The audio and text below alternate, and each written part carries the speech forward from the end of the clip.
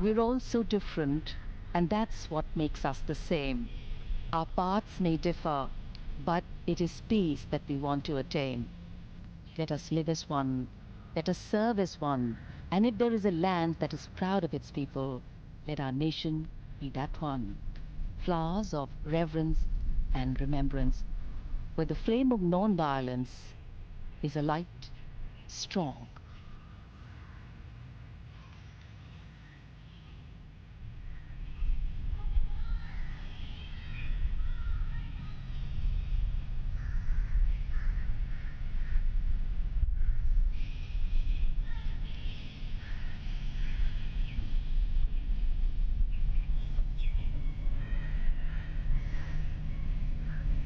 राष्ट्र का बापू को कोटि कोटि नमन। प्रधानमंत्री ने बापू की स्मृति को पुष्पांजलि अर्पित की। बापू का जीवन आदर्श की वो पराकाष्ठा है जहां वो स्वयं एक संदेश बन जाता है।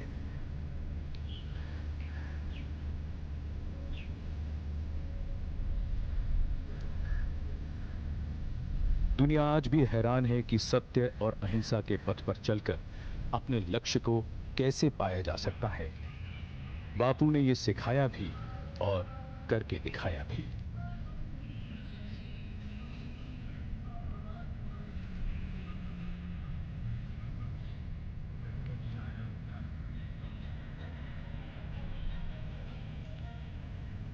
प्रधानमंत्री राजघाट से प्रस्थान कर रहे हैं लाल किले के लिए। हमारा देश भारत लगातार प्रगति के पथ पर अग्रसर है और पिछले 3 वर्षों में हर क्षेत्र में सुशासन के नए आयाम स्थापित हुए हैं। यही कारण है कि आज सारी दुनिया भारत की ओर उम्मीद भरी निगाहों से देख रही है।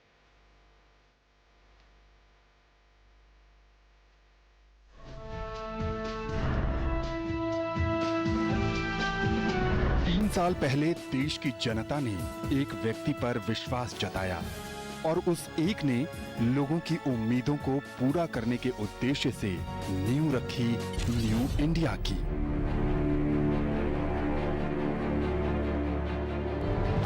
तीन साल सशक्त नारी सशक्त भारत। लाखों महिलाओं के यहाँ पहली बार गैस आई, अब धुआं है गायब और खुशियां हैं कायम। मैटरनिटी लीव के 12 हफ्तों से बढ़कर 26 हो जाने से अब हर मां खुश और संतुष्ट है। तेज गति से हो रहे विकास की रफ्तार में कोई छूट न जाए, इसके लिए दिव्यांगों के आरक्षण में 4% की बढ़ोतरी की गई, जिससे इन्हें बेहतर अवसर मिले। 6 लाख दिव्यांगों को मिली 4700 स्पेशल असिस्टेंस कैंप से सीधी सहायता। छोटे शहरों के लोग भी घर बैठे देश को आगे बढ़ाने में सरकार को अपने अपने सुझाव दे रहे हैं। पता ही नहीं चला कि कब शहर और गांव की स्वच्छता सबकी जिम्मेदारी बन गई।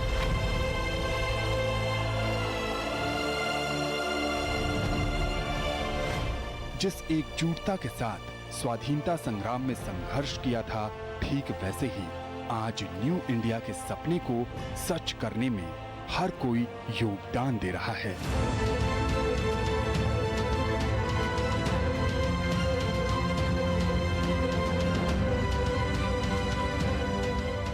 एक करोड़ से अधिक लोगों ने अपनी गैस सब्सिडी छोड़ दी है। स्वच्छता अभियान के सहारे लाखों गांवों और शहरों को खुले में शौच मुक्त बनाने में महिलाओं ने अहम भूमिका निभाई। 3 साल समृद्ध किसान समृद्ध भारत। अन्नदाता किसानों की मुश्किलों को सरकार ने समझा और उन्हें फसल खराब होने की चिंताओं से मुक्त करते हुए कम प्रीमियम पर बड़ा बीमा का उपहार दिया, फसल बीमा योजना के रूप में।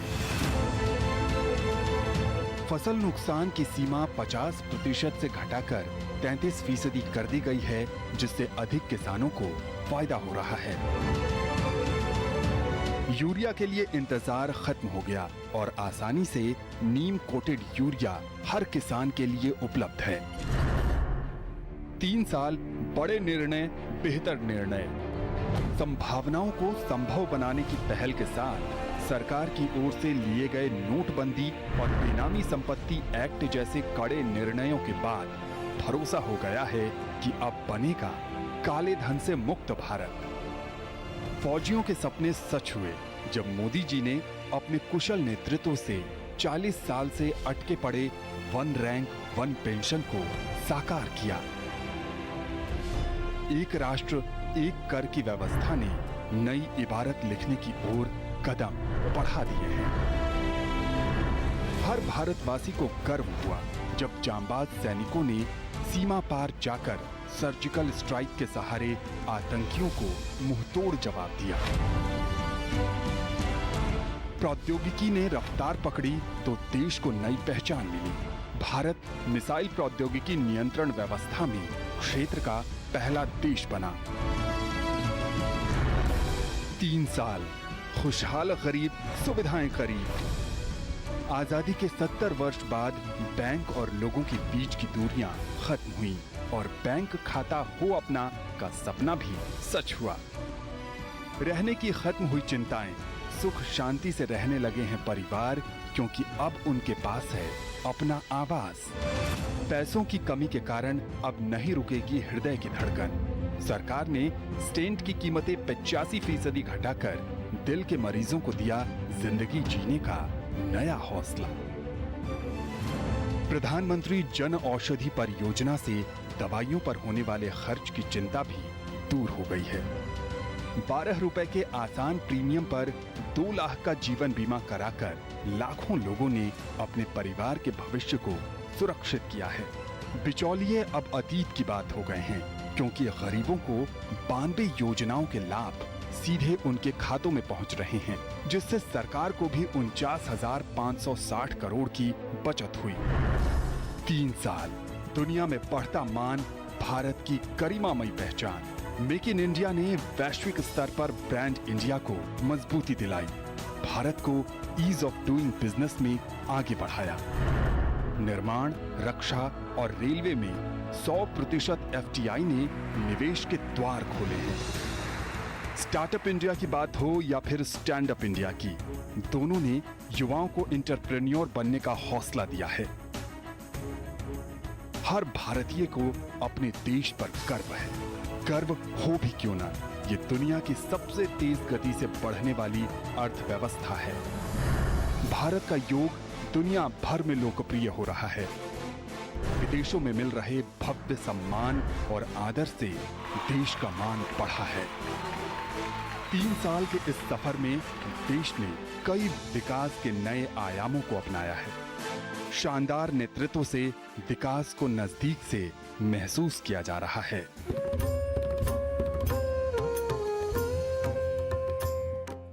सवा 100 करोड़ आबादी का साथ है, सरकार पर उनका पूर्ण विश्वास है, तभी तो 3 साल से लगातार हो रहा विकास है।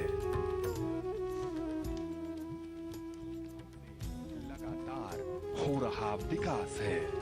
Magnificent and imposing, the Red Fort and the buglers have heralded the arrival of Prime Minister Narendra Modi's carcade here at Red Fort. Buglers have arrival of Prime Minister Narendra Modi's लाल किले की 110 feet ऊंची दीवारों की भव्य पृष्ठभूमि और प्रधानमंत्री नरेंद्र मोदी का काफिला लाल किले की 110 फीट प्राचीर के सामने बढ़ता हुआ।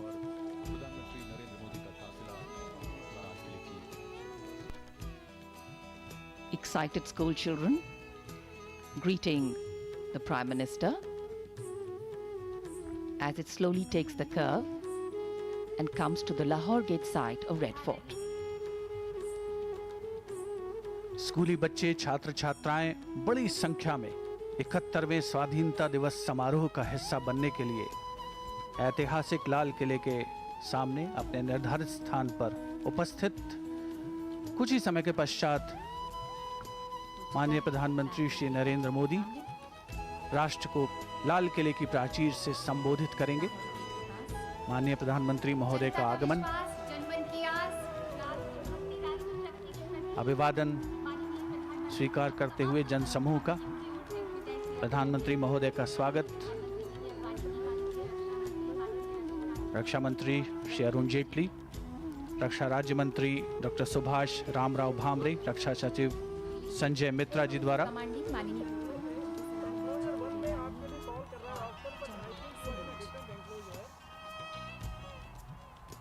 अंतरसेना पुलिस कमांड गार्ड जनरल सलाम सलाम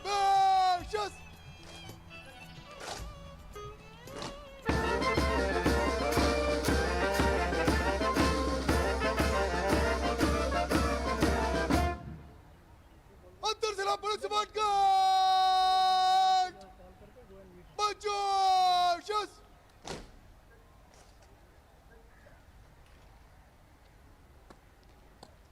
Guard Commander Lieutenant Colonel Dheeraj Singh requesting the Prime Minister to inspect the Guard of Honor.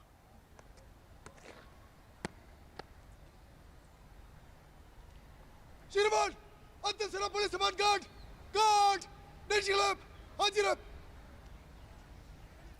अनुरोध सहर्ष स्वीकार किया माननीय प्रधानमंत्री जी ने और वे सम्मान कारक का निरीक्षण करने As the Prime Minister, accompanied by the Guard Commander, goes on to inspect the Inter-Services Guard of Honor along with a Delhi police contingent, the naval band positioned there will strike up a slow march.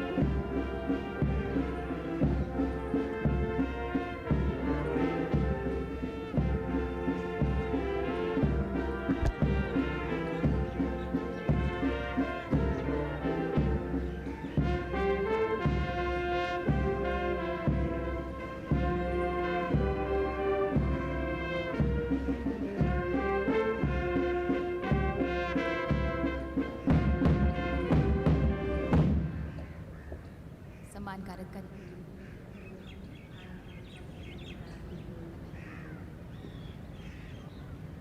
The inspection of the Guard of Honor complete, the Prime Minister makes his way through the Lahore Gate, also referred to as the Lahori Gate, and then will be escorted to the ramparts of the Red Fort, where the flag hoisting will take place and the Prime Minister will address the nation.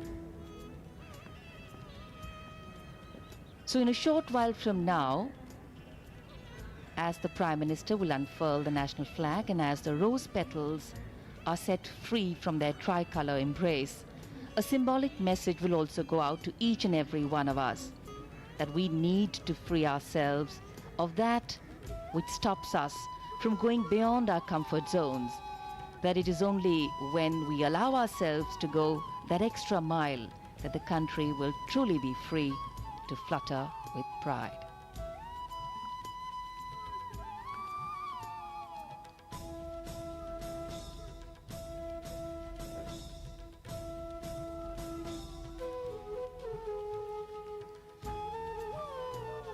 प्रधानमंत्री श्री नरेंद्र मोदी लाल किले की प्राचीर की ओर प्रस्थान कर रहे हैं।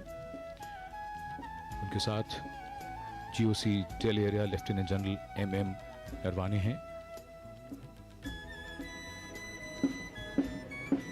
और यहां लाल किले के सामने सलामी गारद प्रस्थान कर रही है।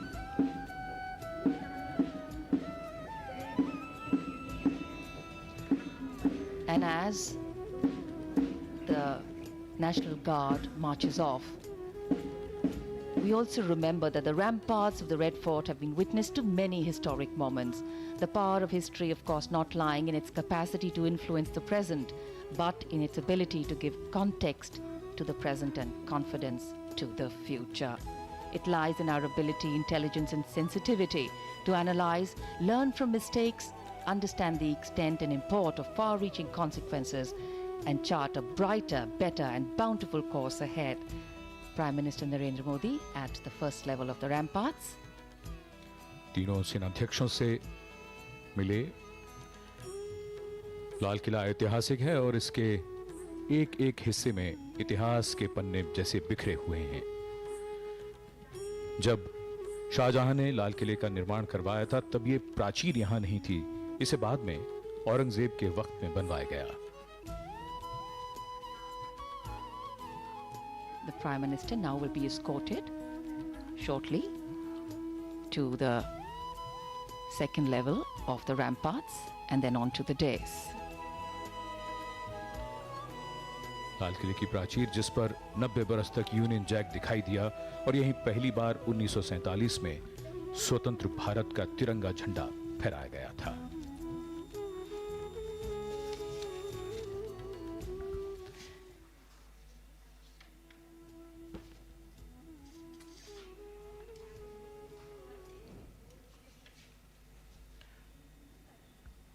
लाल किले के ठीक सामने बाईं ओर जामा मस्जिद और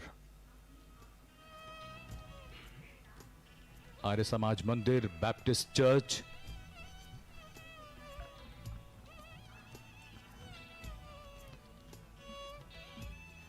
फतेहपुरी मस्जिद,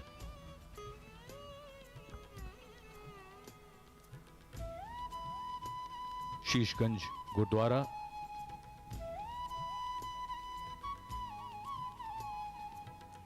गौरी शंकर मंदिर, लाल जैन मंदिर जिसमें पक्षियों के लिए चिकित्सालय भी है। ये पूरा इलाका सर्वधर्म संभाव की एक अनूठी तस्वीर पेश करता है।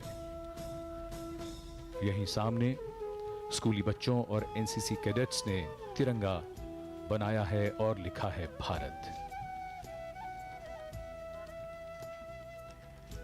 Today's celebrations reaffirm the strength of Indian democracy. India, an ancient civilization, young in its people, a country full of vitality, constantly growing and renewing itself. And even in the toughest of times, our resilience and belief in the future helps us keep our eyes on the broad horizon ahead.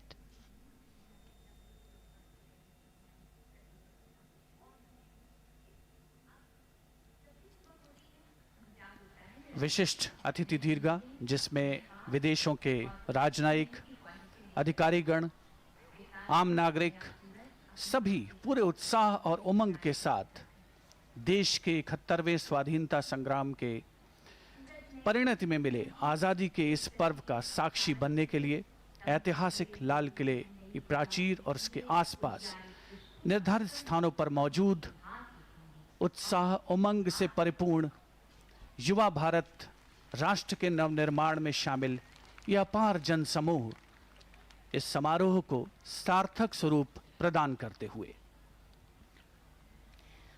With a clear belief that our democracy must be not only the strongest in the world, but also the engine of our own renewal. In fact, today we do more than observe tradition and ceremony.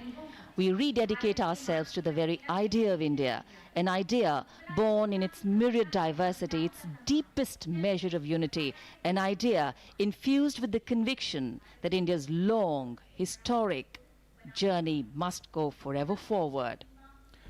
आज बहुत बड़ा संयोग है कि आज हम स्वाधीनता दिवस मना रहे हैं और आज ही हम भगवान श्री कृष्ण का जन्मोत्सव जन्माष्टमी का त्योहार भी मना रहे हैं।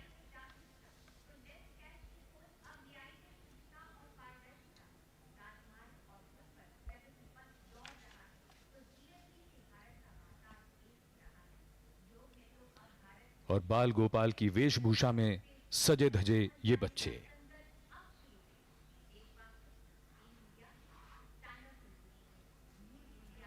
A light early morning breeze over here at the venue.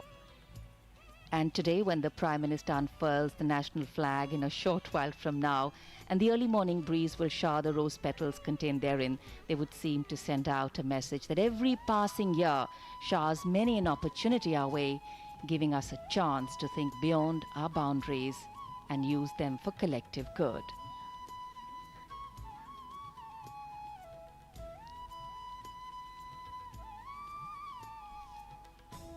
केंद्रीय मंत्रिमंडल के सदस्य, पूर्व प्रधानमंत्री डॉक्टर मनमोहन सिंह, श्री एच.डी. देवगौड़ा, केंद्रीय गृह मंत्री Shri Rajnath Singh,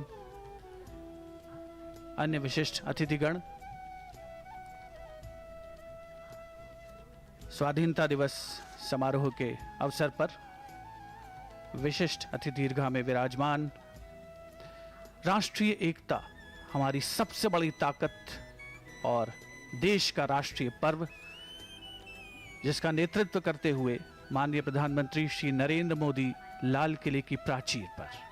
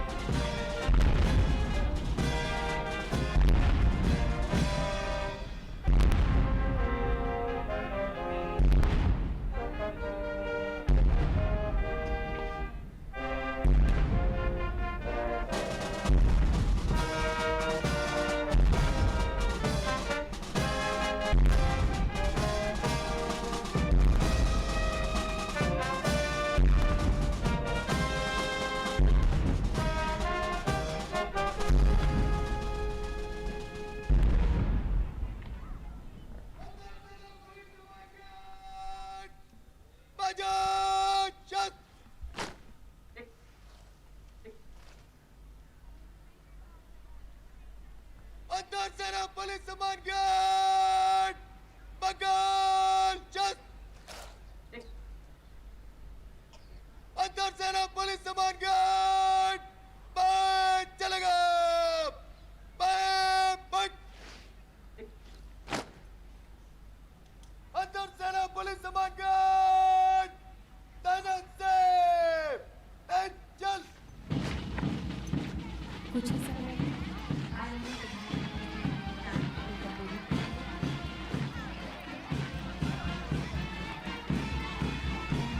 The unfurling of the national flag, the booming of the 21-gun salute and the national anthem, all marking and moving us towards the beginning of the address.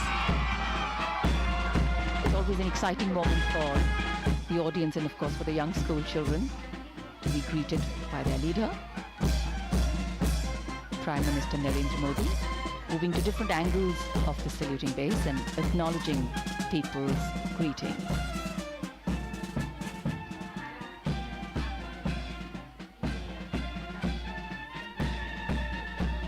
और अब बैंड और सलामी गारद प्रस्थान करती हुई और बैंड धुन बजा रहा है, सारे जहां से अच्छा हिंदुस्तां हमारा।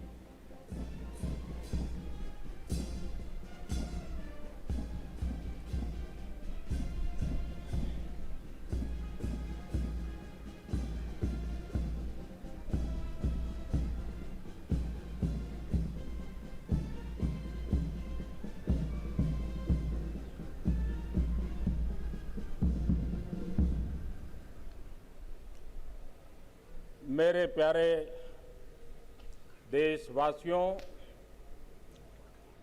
आजादी के पावन पर्व पर देशवासियों को कोटि कोटि शुभकामनाएं।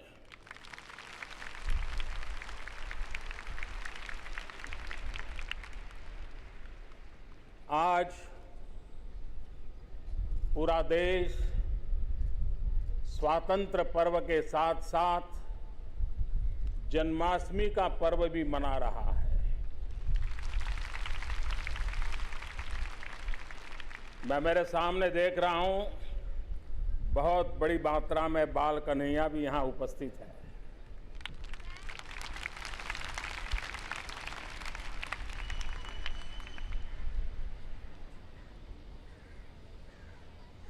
सुदर्शन चक्रधारी मोहन से लेकर के चरखाधारी मोहन तक हमारी सांस्कृतिक ऐतिहासिक विरासत के हम सब धनी हैं। देश की आजादी के लिए, देश की आन बान शान के लिए, देश के गौरव के लिए जिन जिन लोगों ने अपना योगदान दिया है, यातनाएं झेली हैं, बलिदान दिया है, त्याग और तपस्या की पराकाष्ठा की है, ऐसे सभी महानुभावों को, माता बहनों को मैं लाल किले की प्राचीर से 125 करोड़ देशवासियों की तरफ से शत शत नमन करता हूं, उनका आदर करता हूं।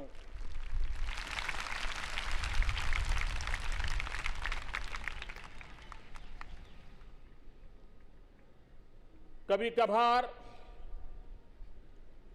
प्राकृतिक आपदाएं हम लोगों के बहुत बड़ी चुनौती बन जाती है। अच्छी वर्षा देश को फलने फूलने में बहुत ही योगदान देती है, लेकिन जलवायु परिवर्तन का नतीजा है कि कभी कभी ये प्राकृतिक आपदा संकट भी मोल लेते हैं। पिछले दिनों देश के कई भूभागों में इस प्राकृतिक आपदा का संकट आया। पिछले दिनों अस्पताल में हमारे मासूम बच्चों की मौत हुई। ये सारी संकट की घड़ी, दुख की घड़ी 125 करोड़ देशवासियों की संवेदनाएं इस आपत्ति में सबके साथ है। और मैं देशवासियों को विश्वास दिलाता हूं कि ऐसे संकट के समय पूर्ण संवेदनशीलता के साथ जन सामान्य की सुखाकारी के लिए, सुरक्षा के लिए कुछ भी करने में हम कमी नहीं रहने देंगे। मेरे प्यारे देशवासियों, ये वर्ष आजाद भारत के लिए एक विशेष वर्ष है। अभी पिछले सप्ताह ही क्विट इंडिया मूवमेंट के 75 साल हमने स्मरण किया। ये वर्ष है जब चंपारण सत्याग्रह की शताब्दी मना रहे हैं। ये वर्ष है जब साबरमती आश्रम की शताब्दी का भी वर्ष है।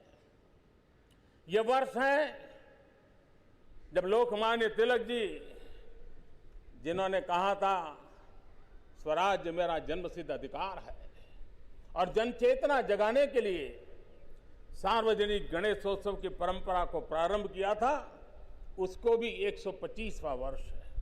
एक प्रकार से इतिहास की ऐसी तवारीखें जिसका स्मरण, जिसका बोधपाठ हमें देश के लिए कुछ न कुछ करने की प्रेरणा देता है। हम आजादी का 70 वर्ष और 2022 में आजादी के 75 साल, 1942 से 1947 देश ने एक सामूहिक शक्ति का प्रदर्शन किया, अंग्रेजों के नाक को दम ला दिया, और 5 साल के भीतर भीतर अंग्रेजों को हिंदुस्तान छोड़ करके जाना पड़ा। हमें आजादी के 75 साल के 5 साल अभी हमारे पास है। हमारी सामूहिक संकल्प शक्ति, हमारा सामूहिक पुरुषार्थ, हमारी सामूहिक प्रतिबद्धता उन महान देशभक्तों को याद करते हुए परिश्रम की पराकाष्ठा 2022 में आजादी के दीवानों के सपनों के अनुरूप भारत बनाने के लिए काम आ सकती है। और इसलिए न्यू इंडिया का एक संकल्प लेकर के हमें देश को आगे बढ़ाना है। 125 करोड़ देशवासियों के संकल्प से, 125 करोड़ देशवासियों के पुरुषार्थ से, 125 करोड़ देशवासियों के त्याग और तपस्या से। और हम जानते हैं सामूहिकता की शक्ति क्या होती है।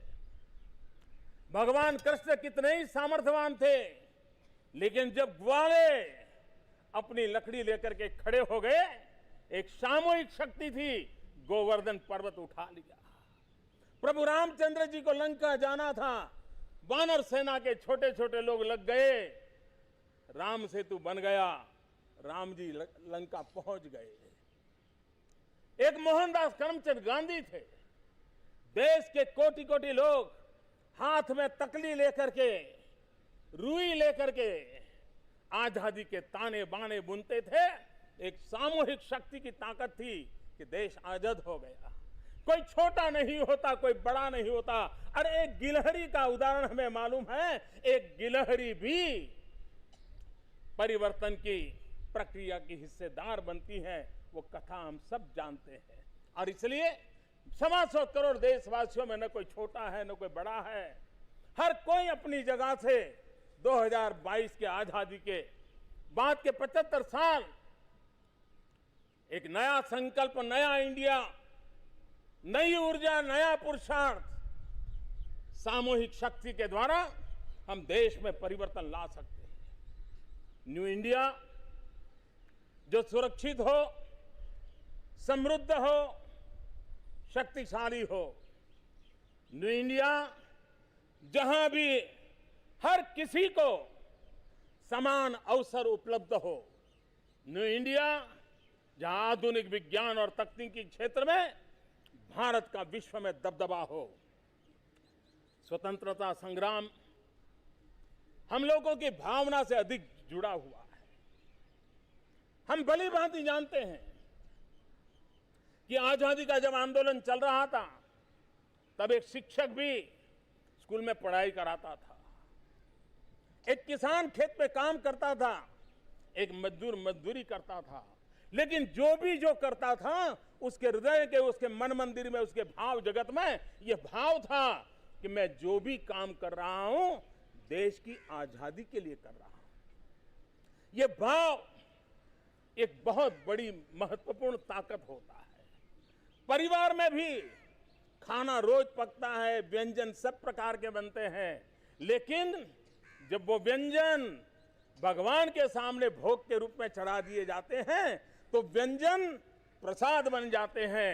हम परिश्रम करते हैं, लेकिन मां भारती की भव्यता के लिए, दिव्यता के लिए, देशवासियों को गरीबी से मुक्त कराने के लिए, सामाजिक ताने बाने को सही ढंग से बुनने के लिए, हमारे हर कर्तव्य को राष्ट्र भाव से, राष्ट्र भक्ति से, राष्ट्र को समर्पित करते हुए करते हैं तो परिणाम की ताकत अनेक गुना बढ़ जाती है।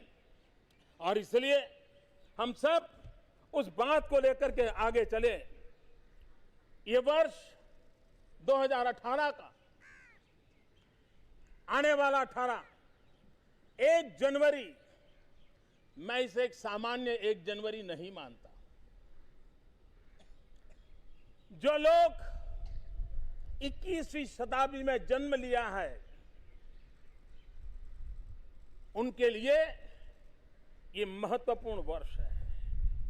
21वीं शताब्दी में जन्मे हुए नौजवानों के लिए ये वर्ष उनके जीवन का निर्णायक वर्ष है।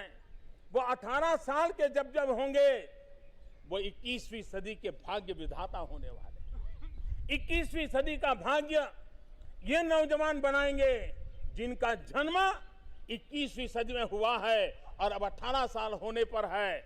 मैं इन सभी नौजवानों को हृदय से बहुत बहुत स्वागत करता हूं, सम्मान करता हूं और उनका अभिनंदन करता हूं कि आइए, आप अब 18 साल की दहलीज पर आकर के खड़े हैं। देश का भाग्य निर्माण करने का आपको अवसर मिल रहा है। आप देश की विकास यात्रा में बहुत तेजी से भागीदार बनिए। देश आपको निमंत्रण देता है। मेरे प्यारे देशवासियों, जब कुरुक्षेत्र के युद्ध में मैदान में अर्जुन ने श्री कृष्ण को ढेर सारे सवाल पूछे थे, तब कृष्ण ने अर्जुन से कहा था, जैसा मन का भाव होता है वैसा ही कार्य पर परिणाम होता है। और उन्होंने कहा है, मनुष्य जिस बात पे विश्वास करता है वही उसको परिणाम भी नजर आता है, वही दिशा उसको नजर आती है। हमारे लिए भी अगर मन का विश्वास पक्का होगा, उज्जवल भारत के लिए हम संकल्पबद्ध होंगे, तो मैं नहीं मानता हूं कि जो पहले से हम बार बार निराशा से पले बढ़े हैं, अब हमें आत्मविश्वास से आगे बढ़ना है। हमें निराशा को छोड़ना है। चलता है, ये तो ठीक है, अरे चलने दो। मैं समझता हूं चलता है का जमाना चला गया, अब तो आवाज यही उठे कि बदला है, बदल रहा है, बदल सकता है। यही विश्वास हमारे भीतर होगा तो हम भी उस विश्वास के अनुसार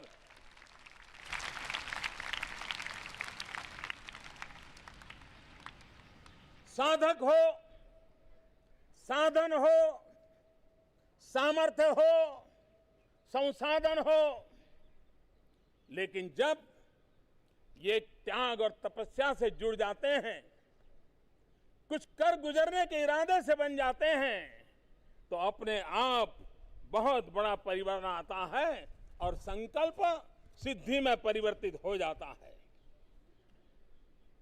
भाइयों बहनों,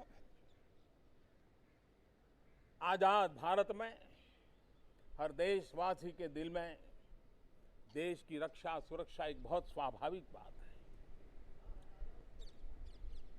हमारा देश, हमारी सेनाएं, हमारे वीर पुरुष, हर यूनिफॉर्म फोर्सेस, कोई भी हो, सिर्फ आर्मी, एयरफोर्स, नेवी नहीं, सारे यूनिफॉर्म फोर्स, उन्होंने जब जब मौका आया है अपना कर्तव्य दिखाया, अपना सामर्थ्य दिखाया है। बलिदान की पराकाष्ठा करने में ये हमारे वीर कभी पीछे नहीं रहे हैं। चाहे लेफ्ट विंग एक्सट्रीमिज्म हो, चाहे आतंकवाद हो, चाहे इन्फिल्ट्रेटर्स हो, चाहे हमारे भीतर कठिनाइयां पैदा करने वाले तत्व हो, हमारे देश के इन यूनिफॉर्म में रहने वाले लोगों ने बलिदान की पराकाष्ठा की है। और जब सर्जिकल स्ट्राइक हुई, दुनिया को हमारा लोहा मानना पड़ा, हमारे लोगों की ताकत को मानना पड़ा। मेरे प्यारे देशवासियों, ये साफ है कि हम देश की सुरक्षा हमारी प्राथमिकता है, आंतरिक सुरक्षा हमारी प्राथमिकता है। समंदर हो या सीमा हो, साइबर हो या स्पेस हो, हर प्रकार की सुरक्षा भारत अपने आप में सामर्थ्यवान है और देश के खिलाफ कुछ भी करने वालों के हौसले पस्त होने के लिए हम ताकतवर हैं। मेरे प्यारे देशवासियों, गरीबों को लूट करके तिजोरी भरने वाले लोग आज भी चैन की नींद नहीं सो पा रहे हैं और उससे मेहनत कश और ईमानदार व्यक्ति का भरोसा बढ़ता है। ईमानदार क्यों लगता है कि हाँ, अब मैं ईमानदारी के रास्ते पर चलूंगा तो मेरी ईमानदारी का भी कोई मूल्य है। आज माहौल बना है कि ईमानदारी का महोत्सव मनाया जा रहा है, ईमानदारी का उत्सव मनाया जा रहा है और बेईमानी के लिए सर छुपाने की जगह नहीं बच रही है। ये काम एक नया भरोसा देता है। बेनामी संपत्ति रखने वाले कितने सालों तक कानून लटके पड़े थे। अभी अभी तो कानून को हमने विधिवत रूप से व्यवस्था आगे बढ़ाई। इतने कम समय में 800 करोड़ रुपए से ज्यादा बेनामी संपत्ति सरकार ने जब्त कर ली है। जब ये चीज होती है तब सामान्य मानवी के मन में एक विश्वास पैदा होता है। सामान्य मानवी के मन में एक विश्वास पैदा होता है कि यह देश ईमानदार लोगों के लिए है। 30-40 वर्ष से हमारे सेना के लिए वन रैंक वन पेंशन मामला अटका हुआ था। जब वन रैंक वन पेंशन अटका हुआ मामला सरकार उसको पूर्ण करती है, हमारे फौजियों की आशा आकांक्षा को पूर्ण करने की दिशा में सही कदम उठाती है, तो देश के लिए मर मिटने की उनकी ताकत और बढ़ जाती है। देश में अनेक राज्य हैं, केंद्र सरकार है। हमने देखा है जीएसटी के द्वारा देश ने cooperative federalism, competitive cooperative federalism को एक नई ताकत दी है, एक नया परिणाम नजर आया है। और जीएसटी जिस प्रकार से सफल हुआ है, कोटि कोटि मानव कलाक उसके पीछे लगे हैं। टेक्नोलॉजी में विश्व के लोगों को अजूबा लगता है कि इतने कम समय में इतने बड़े देश में जीएसटी का इस प्रकार से रोल आउट होना, ये अपने आप में हिंदुस्तान में कितना सामर्थ्य है। देश की हर पीढ़ी को एक विश्वास जगाने के लिए काम आता है। नई व्यवस्थाएं जन्म लेती है। आज 2 गुनी रफ्तार से सड़कें बन रही हैं। आज 2 गुनी रफ्तार से रेलवे की पटरी बिछाई जा रही है।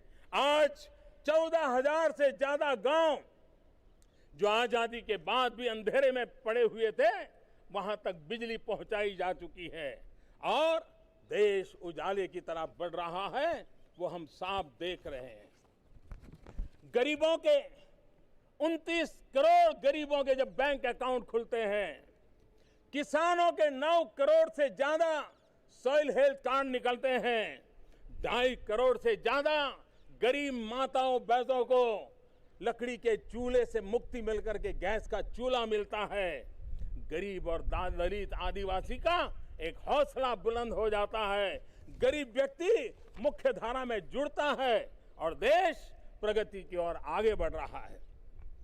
युवाओं को बिना गारंटी स्वरोजगार के लिए 8 करोड़ से ज्यादा लोन की स्वीकृति मिलती है।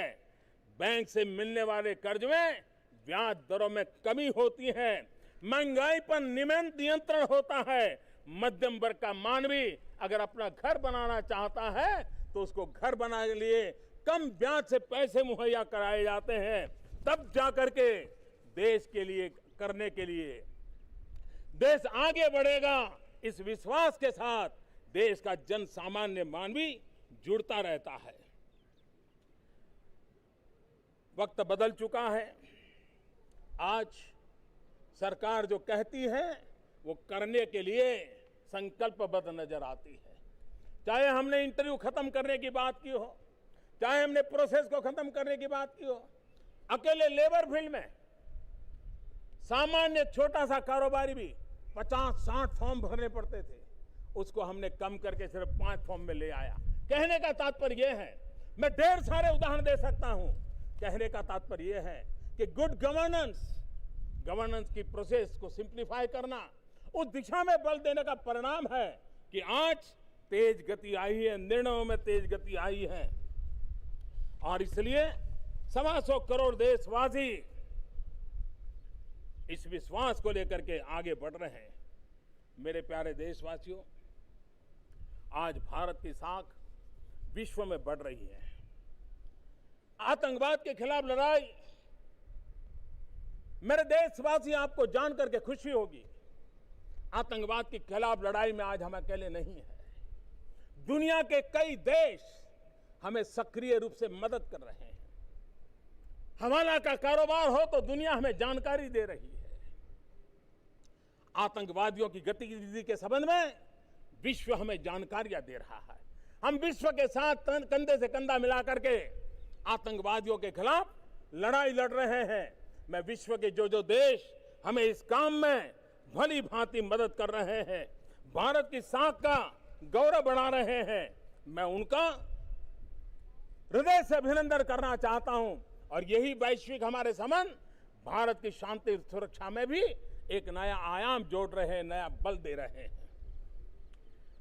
जम्मू कश्मीर का विकास, जम्मू कश्मीर की उन्नति, जम्मू कश्मीर के सामान्य नागरिक के सपनों को पूरा करने का प्रयास, ये जम्मू कश्मीर सरकार के साथ साथ हम देशवासियों का भी संकल्प है। फिर से एक बार इस स्वर्ग को हम अनुभव करें, उस स्थिति में लाने के लिए हम प्रतिबद्ध हैं, हम कटिबद्ध हैं। और इसलिए मैं कहना चाहता हूं, कश्मीर के अंदर जो कुछ भी होता है, बयानबाजी भी बहुत होती है, आक्षेप भी बहुत होते हैं, हर कोई एक दूसरे को गाली देने में लगा रहता है। लेकिन भाइयों बहनों, मैं साफ मानता हूं कि कश्मीर में जो कुछ भी घटनाएं घटती हैं, अलगाववादी, मुट्ठी भर अलगाववादी, ये अलगाववादी जिस प्रकार के नए नए पैंतरे रचते रहते हैं, लेकिन उस लड़ाई को जीतने के लिए मेरे दिमाग में विषय साफ है। न गाली से समस्या सुलझने वाली है, न गोली से समस्या सुलझने वाली है। समस्या सुलझेगी हर कश्मीरी को गले लगा करके सुलझने वाली है। और 125 करोड़ देशवासी यही परंपरा से पला बढ़ा है। और इसलिए न गाली से न गोली से परिवर्तन होगा, गले लगा करके। और उस संकल्प को लेकर के हम आगे बढ़ रहे हैं। आतंकवाद के खिलाफ कोई भी प्रकार की नरमी नहीं बरती जाएगी। आतंकवादियों को बार बार हमने कहा है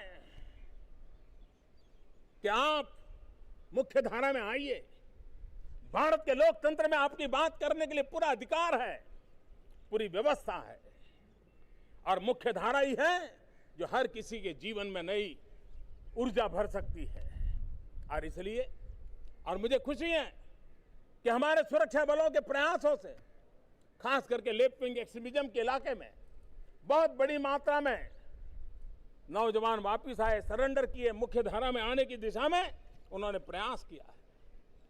सीमा की रक्षा के लिए हमारे जवान तैनात हैं। मुझे खुशी है कि आज भारत सरकार एक ऐसी वेबसाइट लॉन्च कर रही है जो गैलेंट्री अवार्ड विजेता है, हमारे देश को गौरव दिलाने वाले लोग हैं, उनकी पूरी जानकारियों के साथ आज एक गैलेंट्री अवार्ड प्राप्त करने वालों पर आधारित एक पोर्टल भी प्रारंभ किया जा रहा है, जिससे देश की नई पीढ़ी को हमारे इन वीर बलिदानियों के बारे में बहुत सारी जानकारियां प्राप्त हो सकती है।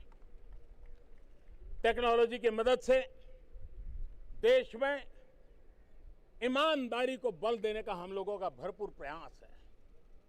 काले धन के खिलाफ हमारी लड़ाई जारी रहेगी, भ्रष्टाचार के खिलाफ हमारी लड़ाई जारी रहेगी। और हमने धीरे धीरे टेक्नोलॉजी को इंटरवीन करते हुए, आधार की व्यवस्था को जोड़ते हुए ट्रांसपेरेंसी लाने की दिशा में अनेक विध सफल प्रयास किए हैं। और दुनिया के अनेक लोग भारत के इस मॉडल की चर्चा भी करते हैं और उसका अध्ययन भी करते हैं। सरकार में भी खरीदी करने में अब छोटा सा व्यक्ति हजारों किलोमीटर दूर बैठा हुआ गांव का व्यक्ति भी सरकार को अपना माल सप्लाई कर सकता है, अपनी प्रोडक्ट सप्लाई कर सकता है। उसको बड़े की जरूरत नहीं, बिचौलिए की जरूरत नहीं है। जेम नाम का एक पोर्टल बनाया है, GM, उसके द्वारा गवर्नमेंट प्रोक्योर कर रही है। बहुत सारी मात्रा में ट्रांसपेरेंसी लाने में सफलता मिली है। भाइयों बहनों, सरकार की योजनाओं में रफ्तार बढ़ी है।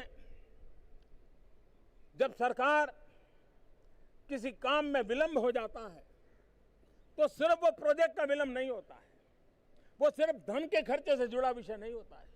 जब कोई भी काम अटक जाता है, रुक जाता है, तो सबसे ज्यादा नुकसान मेरे गरीब परिवारों को होता है, मेरे गरीब भाइयों बहनों को होता है।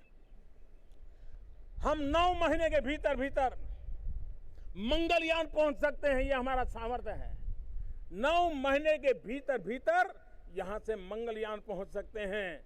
लेकिन मैंने एक बार सरकार के कामकाज का लेखा जोखा हर महीने लेता रहता हूं। एक बार ऐसी बात मेरे ध्यान में आई, 42 साल पुराना एक प्रोजेक्ट, 70-72 किलोमीटर का प्रोजेक्ट रेल का, 42 साल से अटका पड़ा था, लटका पड़ा था। भाइयों बहनों, 9 महीने में मंगलयान पहुंचने का सामर्थ्य रखने वाला मेरा देश 42 साल तक 70-72 किलोमीटर एक रेल की पटरी न बिछा दे, तब गरीब के मन में सवाल उठता है कि मेरा देश का क्या होगा। और ऐसी चीजों पर हमने ध्यान दिया है। इन चीजों में बदलाव लाने के लिए हमने नई नई टेक्नोलॉजी, जियो टेक्नोलॉजी का विषय हो, स्पेस टेक्नोलॉजी का विषय हो, इन सारी चीजों को जोड़ करके हमने उसमें परिवर्तन लाने का प्रयास किया है। आपने देखा होगा, एक समय था यूरिया के लिए राज्य और केंद्र के बीच में तनाव चलता था, केरोसिन के लिए राज्य और केंद्र के लिए तनाव चलता था। एक ऐसा माहौल था जैसे केंद्र बड़ा भाई है, राज्य छोटा भाई है। हमने पहले दिन से दिशा में काम किया, क्योंकि लंबे अरसे तक मुख्यमंत्री रहा हूं, इसलिए मुझे पता है कि देश के विकास में राज्यों की कितनी अहमियत है, मुख्यमंत्रियों का कितना महत्व है, राज्यों की सरकारों का कितना महत्व है, इसको मैं भली भांति समझता हूं। और इसलिए कोऑपरेटिव फेडरलिज्म और अब कॉम्पिटिटिव कोऑपरेटिव फेडरलिज्म, उस पर हम बल दिया है। और आपने देखा होगा, आज मिलकर के सारे निर्णय हम मिलकर के कर रहे हैं। आपको याद होगा, इसी लाल किले की प्राचीर से एक बार देश के राज्यों के बिजली के कंपनियों की दुर्दशा की चर्चा एक प्रधानमंत्री ने की थी। लाल किले पर से चिंता व्यक्त करनी पड़ी थी। आज हमने राज्यों के साथ लेकर के उदय योजना के द्वारा राज्यों को ताकत दे करके उस बिजली के कारखानों के कारोबार में जो समस्याएं थी, उसका समाधान का काम मिलजुल करके किया। फेडरलिज्म का एक बहुत बड़ा सबूत है। जीएसटी के साथ साथ चाहे स्मार्ट सिटी का निर्माण की बात हो, चाहे स्वच्छता का अभियान हो, चाहे टॉयलेट की चर्चा हो, ईज ऑफ डूइंग बिजनेस की बात हो, ये सारे विषय ऐसे हैं कि हमारे देश के सभी राज्य कंधे से कंधा मिला करके आज भारत के साथ, भारत की सरकार कंधे से कंधा मिलाकर राज्य के साथ चलने में बहुत बड़ी सफल हो रही है। मेरे प्यारे देशवासियों, न्यू इंडिया हमारी सबसे बड़ी ताकत है लोकतंत्र। लेकिन हम जानते हैं कि हमने लोकतंत्र को मतपत्र तक सीमित कर दिया है। लोकतंत्र मतपत्र तक सीमित नहीं हो सकता है और इसलिए हम न्यू इंडिया में उस लोकतंत्र का बल देना चाहते हैं जिसमें तंत्र से लोक नहीं, लेकिन लोगों से तंत्र चले, ऐसा लोकतंत्र न्यू इंडिया की पहचान बने, उस दिशा में हम जाना चाहते हैं। लोकमान्य तिलक जी ने कहा था, स्वराज्य मेरा जन्मसिद्ध अधिकार है। आजाद भारत में हम सबका मंत्र होना चाहिए, सुराज्य मेरा जन्मसिद्ध अधिकार है। सुराज्य हम सबका दायित्व होना चाहिए।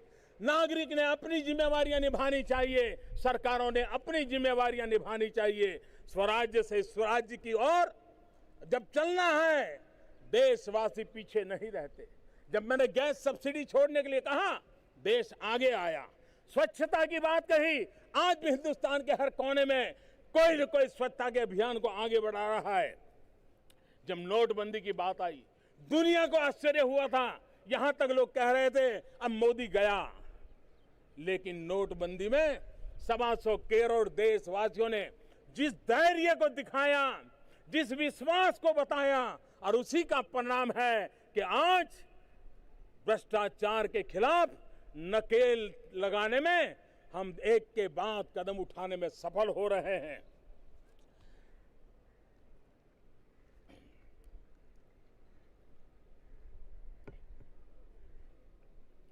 हमारे देश के लिए इस नई लोक भागीदारी की परंपरा, जन भागीदारी से ही देश को आगे बढ़ाने का हमारा प्रयास, यही हम लोगों के लिए रहेगा। मेरे प्यारे देशवासियों, लाल बहादुर शास्त्री ने जय जवान जय किसान का मंत्र दिया था। हमारे देश के किसान ने कभी पीछे मुड़ करके देखा नहीं है। रिकॉर्ड फसल उत्पादन आज हमारा किसान करके दे रहा है।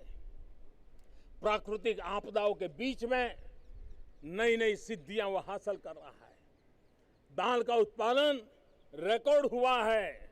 और मेरे प्यारे भाइयों बहनों, मेरे किसान भाइयों बहनों, हिंदुस्तान में कभी भी सरकार में दाल खरीदने की परंपरा ही नहीं थी। और कभी एक आध बार किया हो तो हजारों में ही, हजारों टन के हिसाब से होता था। इस बार जब मेरे देश के किसानों ने दाल उत्पादन करके गरीब को पौष्टिक आहार का काम किया, तो 16 लाख टन दाल सरकार ने खरीदने का ऐतिहासिक काम करके इस काम को बढ़ावा दिया। प्रधानमंत्री फसल बीमा योजना एक ऐसा सुरक्षा कवच मेरे किसान भाइयों से को मिला है। 3 साल पहले सिर्फ 3.25 करोड़ किसान इस प्रधानमंत्री फसल बीमा योजना, पहले दूसरे नाम से चलती थी, उसका लाभ लेते थे।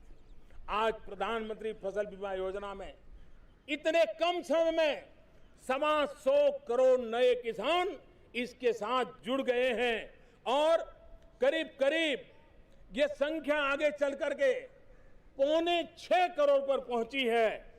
प्रधानमंत्री कृषि सिंचाई योजना, किसान को अगर पानी मिले तो मिट्टी में से सोना पैदा करने की ताकत रखता है। और इसलिए किसान को पानी पहुंचाने के लिए मैंने पिछली बार लाल किले से कहा था, उन योजनाओं में से 21 योजनाएं हम पूर्ण कर चुके हैं और बाकी 50 योजनाएं आने वाले कुछ समय में पूर्ण हो जाएगी। और टोटल 99 योजनाओं का मैंने संकल्प लिया है 2019 के पहले उन 99 बड़ी बड़ी योजनाएं परिपूर्ण करके किसान के खेत तक पानी पहुंचाने का काम हम पूर्ण कर देंगे। और किसान को बीज से बाजार तक जब तक हम व्यवस्था नहीं देते हैं, हमारे किसान के भाग्य को हम नहीं बदल सकते। और इसलिए उसके लिए इंफ्रास्ट्रक्चर चाहिए, उसके लिए सप्लाई चेन चाहिए। हर साल लाखों करोड़ रुपयों का हमारी सब्जी, हमारे फल, हमारी फसल बर्बाद हो जाती है। और इसलिए उसको बदलने के लिए एक तो फॉरेन डायरेक्ट इन्वेस्टमेंट को बढ़ावा दिया ताकि फूड प्रोसेसिंग के अंदर दुनिया हमारे साथ जुड़े, इंफ्रास्ट्रक्चर बनाने के लिए बढ़ावा दिया। और भारत सरकार ने प्रधानमंत्री किसान संपदा योजना लागू की है, जिसके कारण उन व्यवस्थाओं को निर्माण किया जाएगा जो बीज से बाजार तक किसान को हैंड होल्डिंग करेंगे, व्यवस्थाएं विकसित करेंगे और हमारे करोड़ों किसानों की जिंदगी में एक नया बदलाव लाने में हम सफल होंगे। बदलती डिमांड और टेक्नोलॉजी के कारण हमारे देश में नेचर ऑफ जॉब में भी बहुत बड़ा बदलाव आ रहा है। रोजगार से जुड़ी योजनाओं में, ट्रेनिंग के तरीके में 21वीं सदी की आवश्यकताओं के अनुसार मानव संसाधन के विकास के लिए भारत सरकार ने अनेक नई योजनाएं हाथ में ली। नौजवानों को बिना गारंटी बैंकों से पैसा मिले, इसके लिए बहुत बड़ा अभियान चलाया है। हमारा नौजवान अपने पैरों पर खड़ा हो, वो रोजगार पाने वाला नहीं, रोजगार देने वाला बने। और पिछले 3 साल में देखा है कि प्रधानमंत्री मुद्रा योजना के कारण करोड़ों नौजवान अपने पैरों पर खड़े हुए हैं। इतना ही नहीं, एक नौजवान 1 या 2, 3 और लोगों को भी रोजगार दे रहा है। शिक्षा के क्षेत्र में वर्ल्ड क्लास यूनिवर्सिटी बनाने के लिए हमने बंधनों से मुक्ति देने का एक बड़ा अहम कदम उठाया है। 20 यूनिवर्सिटियों का आह्वान किया है कि आप अपने भाग्य का फैसला कीजिए, सरकार कहीं बीच में नहीं आएगी। ऊपर से सरकार 1000 करोड़ रुपए तक की मदद करने के लिए भी तैयार है। आह्वान किया है, मुझे विश्वास है मेरे देश की शिक्षा संस्थाओं में जरूर आगे आएंगे, इसको सफल करेंगे। पिछले 3 वर्ष में 6 IIT, 7 नए IIM, 8 नए IIT इसका निर्माण किया है और शिक्षा को नौकरी के अवसरों के साथ जोड़ने का भी इस काम हमने किया है। मेरी माताएं बहनें, आज बहुत बड़ी मात्रा में परिवार में महिलाएं भी रोजगार के लिए जाती है और इसलिए रात्रि को भी उनको रोजगार का अवसर मिले, फैक्ट्रियों में काम करने का अवसर मिले, इसलिए लेबर लॉज में परिवर्तन करने का बहुत बड़ा अहम कदम उठाया। हमारी माताएं बहनें परिवार की भी एक अहम इकाई है। हमारा भविष्य निर्माण करने के लिए हमारी माताओं बहनों का योगदान बहुत बड़ा होता है और इसलिए मैटरनिटी लीव जो 12 सप्ताह की थी वो 26 सप्ताह उसको आय चालू रहेगी, इस प्रकार से देने का काम किया है। मैं आज हमारे महिलाओं के सशक्तिकरण के काम के संबंध में मैं खास करके मैं उन बहनों का अभिनंदन करना चाहता हूं जो 3 तलाक के कारण बहुत ही दुर्दैव जिंदगी जीने के लिए मजबूर हुई। कोई आश्रय नहीं बचा है और ऐसी पीड़ित 3 तलाक से पीड़ित बहनों ने पूरे देश में एक आंदोलन खड़ा किया। देश के बुद्धिजीवी वर्ग को हिला दिया, देश के मीडिया ने भी उनकी मदद की। पूरे देश में 3 तलाक के खिलाफ एक माहौल निर्माण हुआ। इस आंदोलन को चलाने वाली उस मेरी बहनों को जो 3 तलाक के खिलाफ लड़ाई लड़ रही है, मैं हृदय से उनका अभिनंदन करता हूं और मुझे विश्वास है कि माताओं बहनों को अधिकार दिलाने में उनकी इस लड़त में हिंदुस्तान उनकी पूरी मदद करेगा। हिंदुस्तान पूरी मदद करेगा और विमेन एम्पावरमेंट के इस महत्वपूर्ण कदम में वो सफल होकर रहेगी, ऐसा मुझे पूरा भरोसा है। मेरे प्यारे देशवासियों, कभी कभी आस्था के नाम पर धैर्य के भाव में कुछ लोग ऐसी चीजें कर बैठते हैं जो समाज के ताने बाने को बिखेर देती है। देश शांति, एकता और सद्भावना से चलता है। जातिवाद का जहर, संप्रदायवाद का जहर देश का कभी भला नहीं कर सकता है। यह तो गांधी की भूमि है, बुद्ध की भूमि है। सबको साथ लेकर के चलना ये इस देश की संस्कृति और परंपरा का हिस्सा है। हमें इसको सफलता से आगे बढ़ाना है और इसलिए आस्था के नाम पर हिंसा को बल नहीं दिया जा सकता है। अस्पताल में कोई पेशेंट के साथ कुछ हो जाए, अस्पताल जला दिया जाए, अकस्मात हो जाए, गाड़ियां जला दिया जाए, आंदोलन करे, सरकारी संपत्ति को जला दिया जाए। आजाद हिंदुस्तान के लिए ये किसका है? हम 125 करोड़ देशवासियों की संपत्ति है। ये सांस्कृतिक विरासत किसकी है? ये हम 125 करोड़ देशवासियों की सांस्कृतिक विरासत है। ये आस्था किसकी है? हम 125 करोड़ देशवासियों की आस्था है और इसलिए आस्था के नाम पर हिंसा का रास्ता इस देश में कभी भी चल नहीं सकता। यह देश कभी स्वीकार नहीं कर सकता है और इसलिए मैं देशवासियों से आग्रह करूंगा। उस समय भारत छोड़ो का नारा था, आज नारा है भारत जोड़ो। व्यक्ति व्यक्ति को हमने साथ लेना है। जन जन को साथ लेना है, समाज के हर तबके को साथ लेना है और उसी को लेकर के हमें देश को आगे बढ़ाना है। समृद्ध भारत बनाने के लिए हमारी मजबूत अर्थव्यवस्था चाहिए, संतुलित विकास चाहिए, नेक्स्ट जनरेशन इंफ्रास्ट्रक्चर चाहिए, तब जाकर के हमारे सपनों के भारत को हम अपनी आंखों के सामने देख सकते हैं। भाइयों बहनों, अनगिनत निर्णय हमने 3 साल में किए हैं। कुछ चीजों को नोटिस किया गया है, कुछ चीजें शायद नोटिस में नहीं आई है, लेकिन एक बात महत्वपूर्ण है, जब आप इतना बड़ा बदलाव करते हैं तो रुकावटें आती हैं, गति रुक जाती है।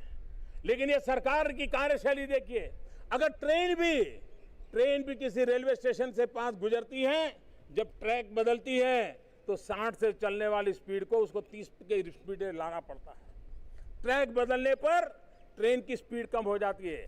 हमने पूरे देश को एक नए ट्रैक पर ले जाने का प्रयास कर रहे हैं, लेकिन हमने उसकी स्पीड कम न होने नहीं दी है, हमने उसकी गति को बरकरार रखा है। चाहे जीएसटी लाए हो, कोई भी कानून लाए हो, कोई भी नई व्यवस्था लाए हो, हम उसको करने में सफल हुए हैं और हम आगे भी इसको हम करेंगे। हमने इंफ्रास्ट्रक्चर को बल दिया है, अभूतपूर्व खर्च इंफ्रास्ट्रक्चर के दिए जा रहे हैं।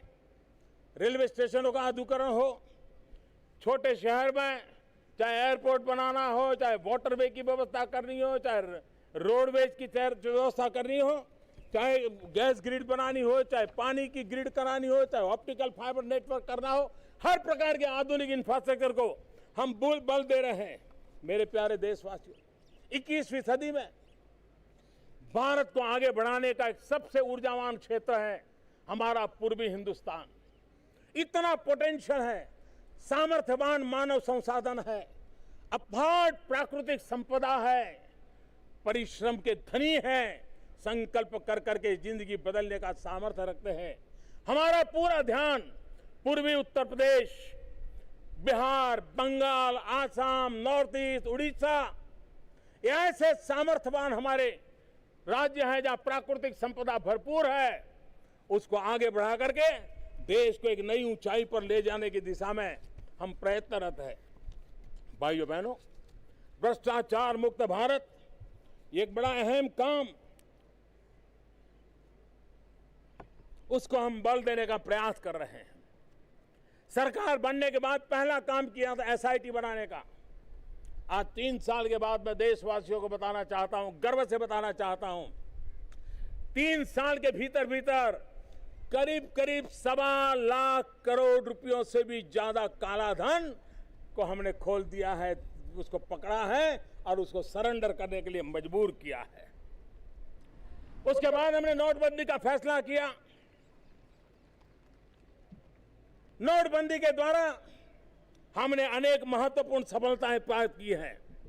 जो काला धन छिपा हुआ था उसको मुख्य धारा में आना पड़ा। और आपने देखा होगा कि हम कभी 7 दिन, 10 दिन, 15 दिन बढ़ाते जाते थे, कभी पेट्रोल पंप पर, दवाई दुकान पर, कभी रेलवे स्टेशन पर पुरानी नोट लेने का जारी रखते थे, क्योंकि हमारा प्रयास था कि एक बार जो भी धन है वो बैंकों में एक फॉर्मल इकोनॉमी का हिस्सा बन जाए, और उस काम को हमने सफलतापूर्वक पार किया। और इसका कारण ये हुआ है, अभी जो रिसर्च हुआ है, करीब 3 लाख करोड़ रुपया, ये सरकार ने रिसर्च नहीं किया है, बाहर के एक्सपर्ट ने किया है। नोटबंदी के बाद 3 लाख करोड़ रुपया जो अतिरिक्त, जो कभी बैंकिंग सिस्टम में वापस नहीं आता था, वो आया है। बैंकों में जमा की गई राशि में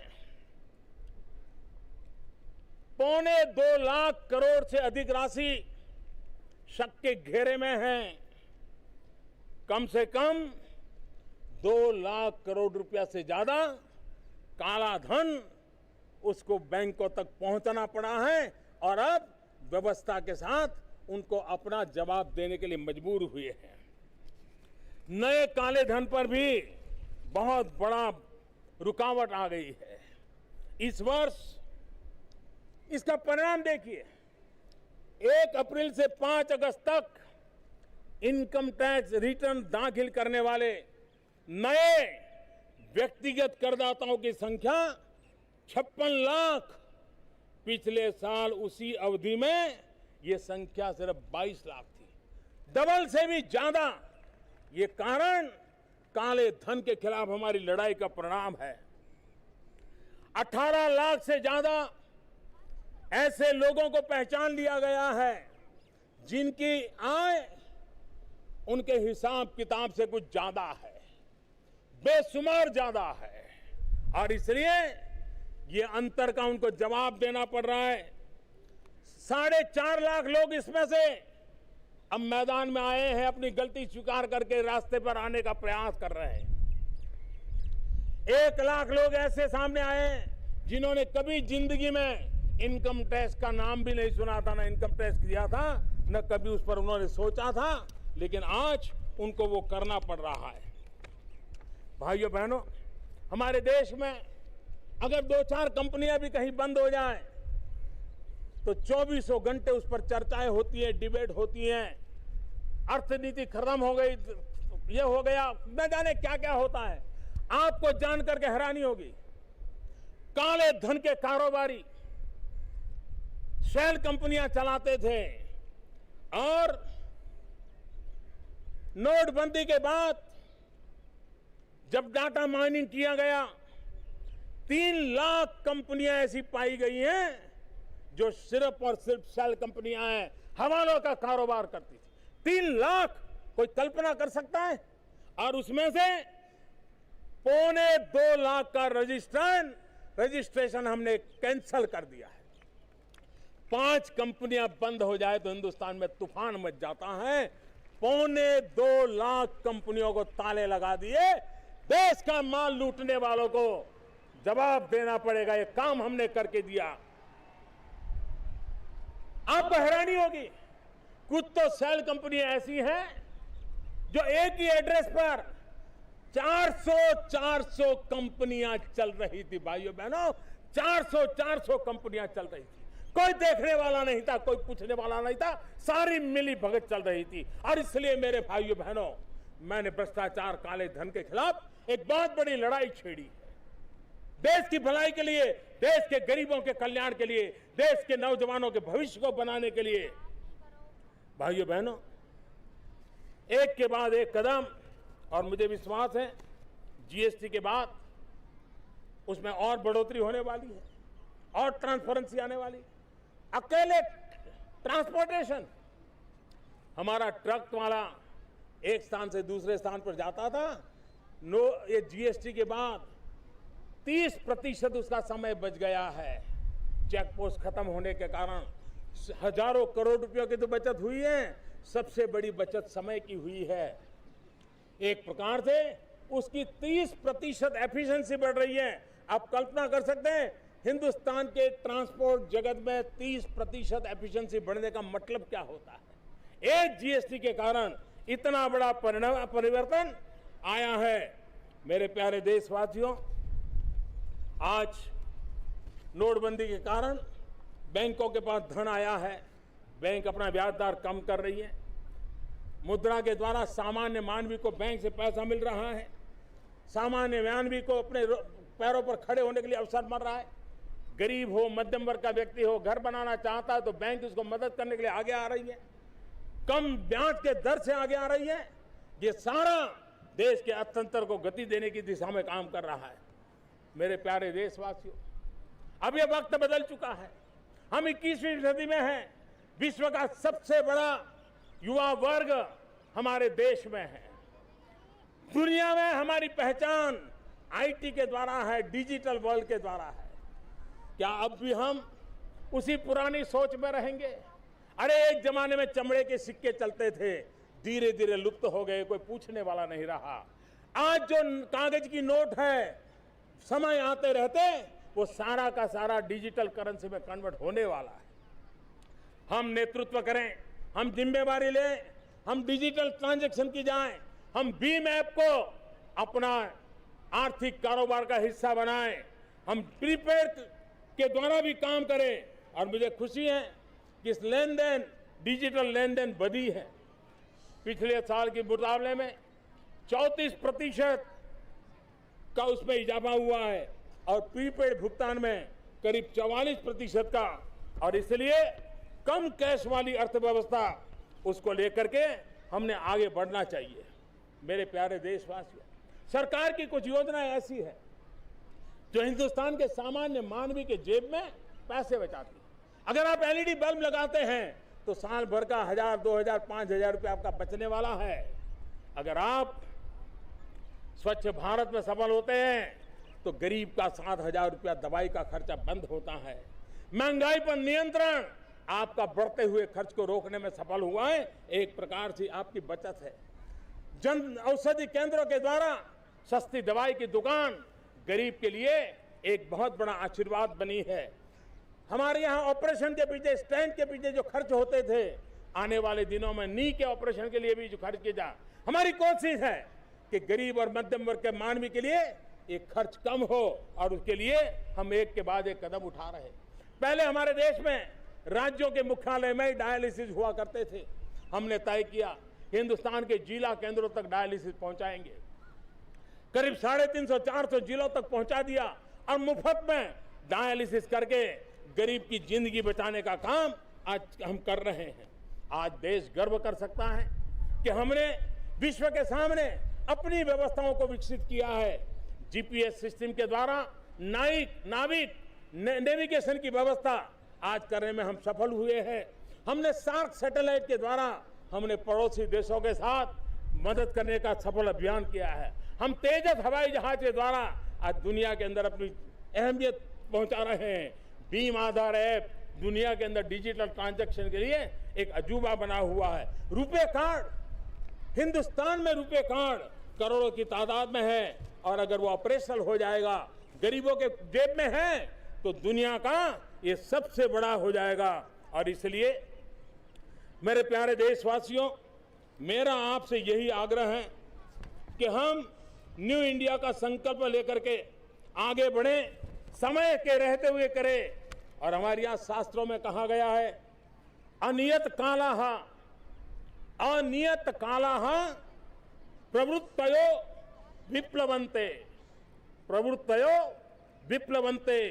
सही समय पर अगर कोई कार्य पूरा नहीं किया गया तो फिर इच्छित परिणाम कभी नहीं मिलते हैं।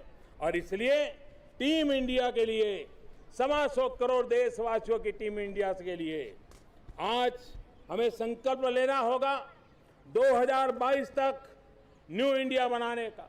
और ये काम हम खुद करेंगे, कोई करेगा ऐसा नहीं, हम खुद करेंगे, देश के लिए करेंगे, पहले से अच्छा करेंगे, पहले से ज्यादा करेंगे, समर्पण भाव से करेंगे।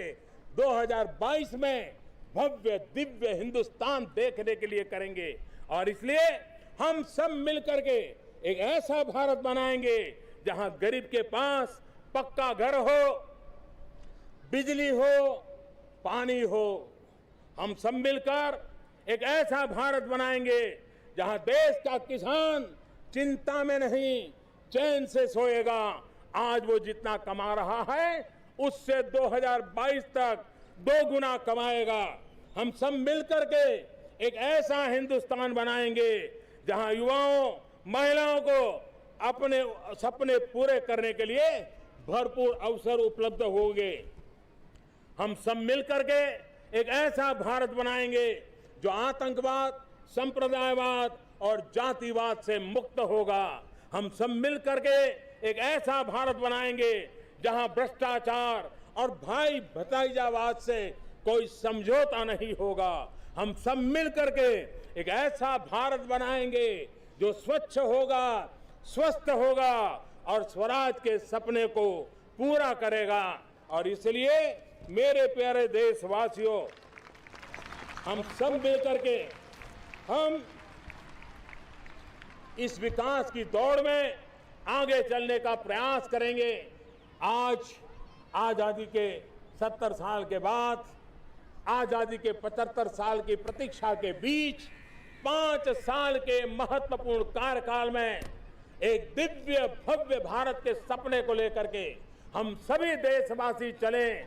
इसी एक भाव के साथ मैं फिर एक बार आजादी के दीवानों को प्रणाम करता हूं।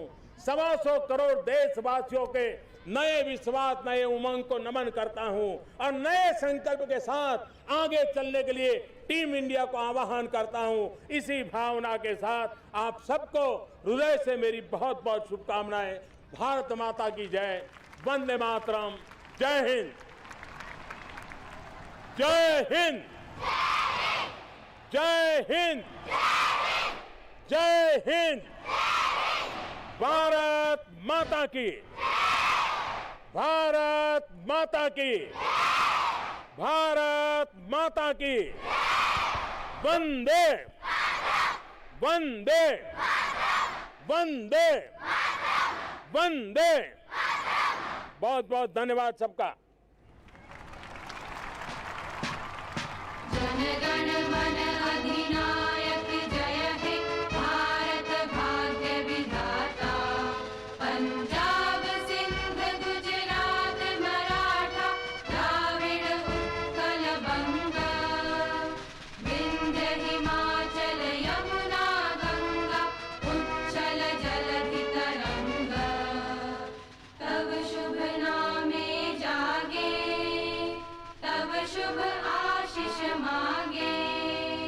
गाहे तब जय गाथा। जन गण मंगलदायक जय हे भारत भाग्य विधाता। जय हे जय हे जय हे जय जय जय जय हे।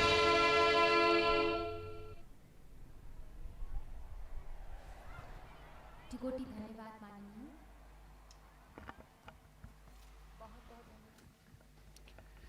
71वां स्वाधीनता दिवस समारोह भारतीय राष्ट्र राज्य के क्षितिज पर उम्मीदों से भरे सूर्योदय का संकेत दे रहा है। इस अवसर पर देश की प्रगति में अपने अधिकतम योगदान का संकल्प लेकर इस राष्ट्रीय पर्व को हम और सार्थकता प्रदान कर सकते हैं। As the balloons continue their upward journey, we are reminded that independence is an ever-continuing aspiration and freedom does not recognize endings. And as we continue our journey, as a nation and as individuals, today's celebrations will also not conclude. The Prime Minister, after his address to the nation, greeting all those present here, the school children, absolutely enthralled. All of us knowing, believing, and as the Prime Minister also shared, we all need to take forward with us thoughts of renewed hope, belief and faith in our continuity, prosperity and empowerment as a nation. प्रधानमंत्री श्री नरेंद्र मोदी लाल किले की प्राचीर से प्रस्थान करते हुए राष्ट्र के नाम अपने संबोधन के बाद और इस विशाल और महान देश की आजादी के 70 साल।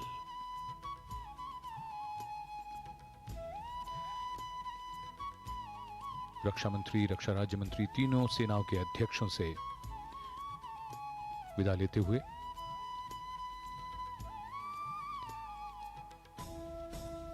प्रधानमंत्री ऐतिहासिक लाल किले की प्राचीर से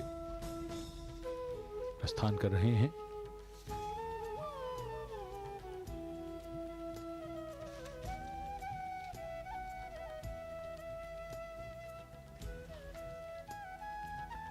And today, as we breathe in this air of independence, we live in a free country.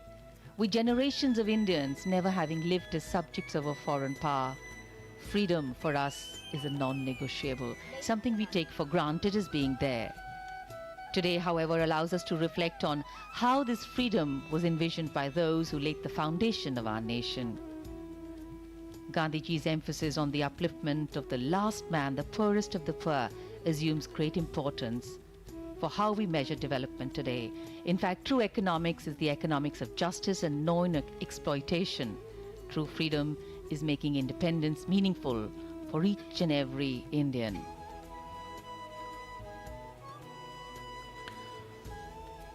उधर आकाश तिरंगे के रंग से अटा हुआ, और यहां बच्चों में जोश और उत्साह। एक देश के रूप में हमारी उपलब्धियों की सूची लंबी है और संतोषजनक भी।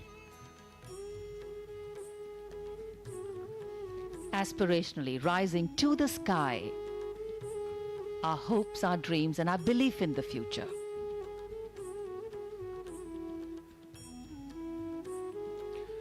राष्ट्रीय एकता और इसकी अक्षुण्णता बनाए रखने के लिए आवश्यक है कि राष्ट्रीय एकता के तत्वों जैसे हमारी राष्ट्रभाषा, संविधान और राष्ट्रीय पर्व का हम सम्मान करें, उन्हें पूरे उत्साह और उमंग के साथ मनाएं, और वही आज लाल किले पर पूर्णता के साथ परिलक्षित हो रहा है। Youth, vitality, facing history, and today, as they see their present, they will create history. Our specially abled young children. हमें तो अभी बहुत कुछ पाना है। अपने ऊंचे से ऊंचे लक्ष्य को पाने के लिए अभी बहुत श्रम करना है। और देश प्रेम और देशभक्ति की भावना से ओतप्रोत होते ये बच्चे भारत का भविष्य।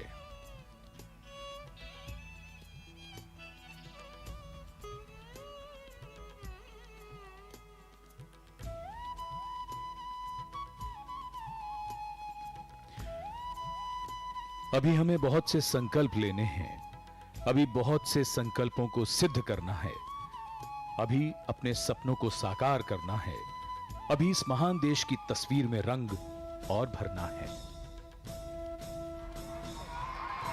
वातावरण के कैनवस पर देश प्रेम के रंग दिखते हैं देशवासियों। देश प्रेम की सुगंध से हृदय The Prime Minister's carcade going past the moat which surrounds this historic 17th century marvel, the Red Fort.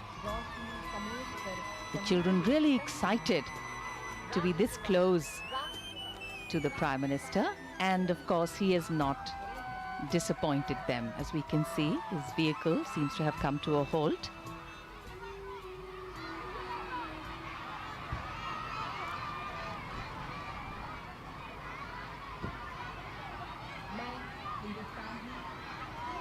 Great excitement in the students.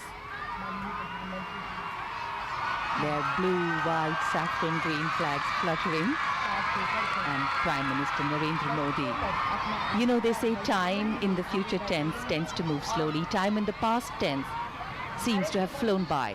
But it is only the present that has the power to energize the moment, giving it momentum. Prime Minister Narendra Modi giving meaning and memories to many moments for these young children here today as he moves into the audience to interact with them, with the school children positioned across the rampart. माननीय प्रधानमंत्री श्री नरेंद्र मोदी स्वाधीनता दिवस के अवसर पर उपस्थित बच्चों से स्वयं साक्षात एकाकार होते हुए उनका अभिवादन स्वीकार करते हुए बच्चों का उत्साह स्पष्ट रूप से उनके चेहरों पर पढ़ा जा सकता है। हर कोई माननीय प्रधानमंत्री महोदय के नजदीक से नजदीक जाना चाहता है। हर शातिरेक में बच्चों के चेहरों पर उल्लास और उमंग परिलक्षित होता है। And the same excitement and the childlike smile echoed on the Prime Minister's face. He's equally excited to be with these young children, and a photographer trying to capture some particular shots for posterity, all wanting to reach out and touch, of course. This is their connect with governance. सबको ऐसा अवसर कहां मिल पाता है जब आप प्रधानमंत्री से रूबरू हों। बच्चे अपने बीच प्रधानमंत्री को पाकर अभिभूत हैं और प्रधानमंत्री स्वयं काफी प्रसन्न बच्चों के बीच में।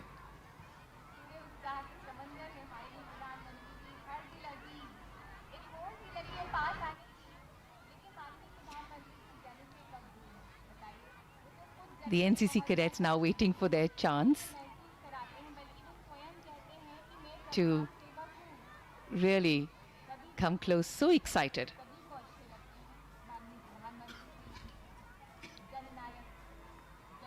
इन सभी बच्चों के लिए, एनसीसी कैडेट्स के लिए, स्कूली छात्र छात्राओं के लिए एक अविस्मरणीय अवसर है जीवन का, जब देश का सर्वोच्च नागरिक उनके समक्ष स्वयं उपस्थित हुआ है। इस ऐतिहासिक अवसर पर, इस महत्वपूर्ण अवसर पर उनके साथ कुछ क्षण बिताने के लिए जो उनके जीवन में कभी भी विस्मृत नहीं होंगे। ये ऐसे क्षण हैं जो जीवन में कभी कभार ही आते हैं और यादगार बन जाते हैं। बड़े ही प्रेरणादायी क्षण। बच्चों में गजब का उत्साह है प्रधानमंत्री को निकट से देखने का और उनसे हाथ मिलाने का।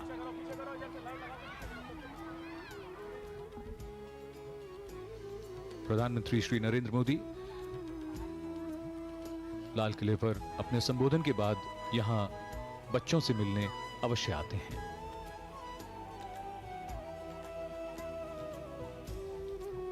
आज स्वाधीनता दिवस का समारोह और जन्माष्टमी की धूम। So now again, agreeing to specially pose for a picture. They say moments create magic and moments create memories. The Prime Minister creating many memories. And of course, I'm sure these are memories for him too. बाल गोपालों के साथ इन यादगार क्षणों को कैमरों में यादों में कैद करते हुए।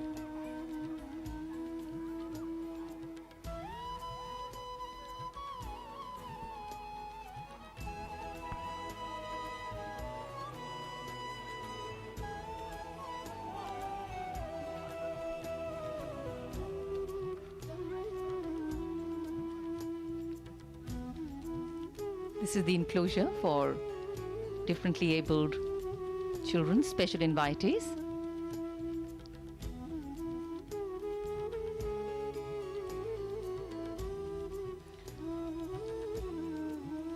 अभी मंजिल से पहले रुकना नहीं है, सफर लंबा है, ये सोचकर थकना नहीं है। राहों से कांटे अभी चुनने हैं, बेहतर कल के कई ख्वाब अभी बुनने हैं। अभी बच्चों के लिए एक बेहतर दुनिया को बनाना है। हम सबको अभी कुछ और करना है।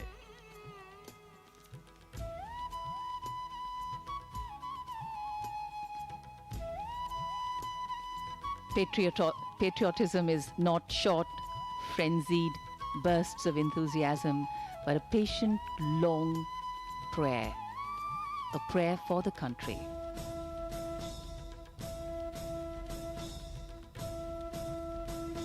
आज अपने संकल्पों को दोहराने का दिन है। स्वयं में विश्वास बनाए रखने का अवसर है।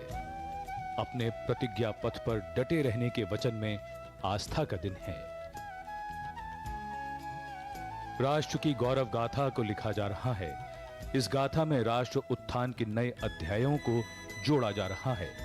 लेकिन अभी सफलता पर इठलाना नहीं है, अभी विश्राम करना नहीं है।